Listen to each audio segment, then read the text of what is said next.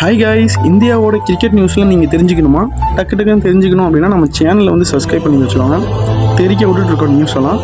என்ன மேட்ச் பார்க்க போகிறோம் அப்படின்னா, நம்ம டெஸ்ட் சீரிஸ் போயிட்டுருக்கு இந்தியா வர்சஸ் இங்கிலாந்து. சூப்பராக போயிட்டுருக்குங்க. லாஸ்ட் டே வரையும் போயிருக்கு. லாஸ்ட் டே போக போகுது. அதுக்கு முன்னாடி சரியான பேட்டிங் ஸ்கில் கேஎல் ராகுல் அண்டு சுபன் கில்.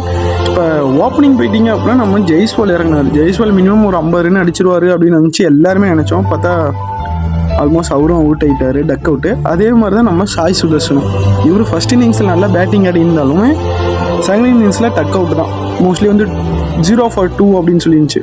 ஆனால் சொல்ல முடியாதுங்க. கேஎல் ராகுல் சரியான பேட்டிங்கு. 87 ரன் 210 பாலுக்கு சூப்பர் பேட்டிங்கு. நின்றுட்டாங்க, அப்படியே ஆணி அடிச்சமா நின்றுட்டாங்க.